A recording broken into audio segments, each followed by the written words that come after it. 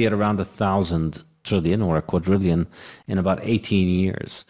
So, by that time, I think there's no escaping the political implications of the fact that you've basically eaten up the bond market. And really, I think the main course here and the grand prize is not so much the dollar as much as it is the bond market, because the bond market is what allows the dollar to be inflationary. It's what allows governments to continue to borrow. So I guess my point here is why would you want to extrapolate out 20 years, imagine a revolution in the world, and then invite someone to assume you're correct and therefore shut you down now? Wouldn't it be smarter if you simply focused upon demonetizing gold? Because you might be wrong. I mean, there's a certain arrogant presumption to assume that you know what the world will look like in 15 years. There's a different world, which is, what if everything just becomes digitally transformed and Bitcoin grows as digital property and we have digital assets in the form of equity tokens, and Apple stock spreads around the world, and then capital flees from this currency to that currency, and everybody thinks the dollar is going to weaken, but the dollar is going to strengthen before the dollar weakens. And what if what happens is everything gets digitally transformed and capital moves faster and the world gets rational, and if capital flows out of sovereign debt, it'll flow out of other nations' sovereign debt first, which will strengthen the dollar, which may actually have the counter effect. So capital is going to flow out of all these things. If capital does flow, let's say capital flows out of bonds and the bond market collapses. Well, the yields are going to triple.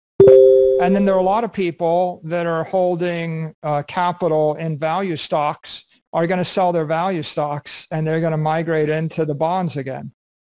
Right. And so you're going to have all sorts of trading for the next decade to 2 decades. And it's very difficult to know what will happen, but there's a pessimistic view, which is, well, I'm sure it's going to pretty much collapse the world, and we're either going to get away with it or please stop us. Or there's another optimistic view, which is the world's going to get more rational, and as the world gets more rational, capital is going to be allocated more rationally, and political systems are going to be rationalized, and as the world gets more rational, things will get better. And at some point, we will, if you believe in the political process, at some point, people will spend less money, or they will rationalize the tax in some way, and there'll be some peaceful resolution to the thing. So be it. We still need companies, right? You still need companies. So at some point, Apple stock's going to be worth something. Even if it goes to $1, there'll be someone that'll think it's a good investment, right? So you need companies. You still need countries. Like maybe they'll reorient, right? Maybe Canada will break into French speaking and English speaking or not, right? But you still have political systems. Are bonds destined forever?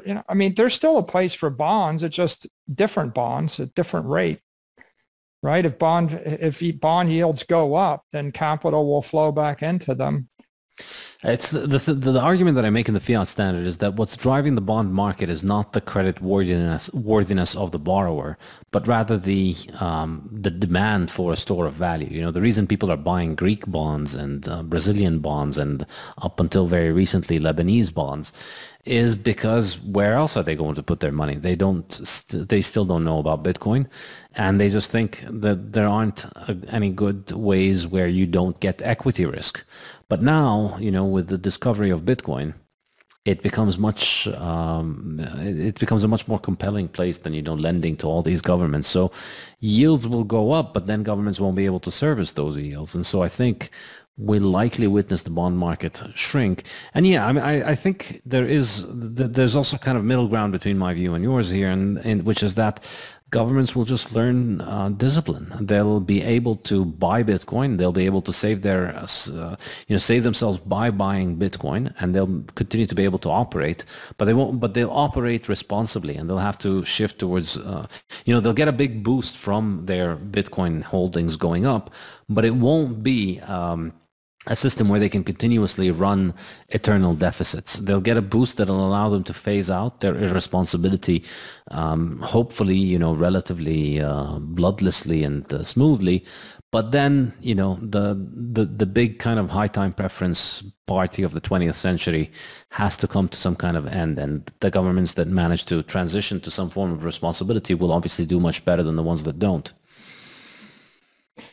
Yeah, I agree. Okay, great. I mean, couldn't you say that at the end of the day, there'll be three classifications of political reaction?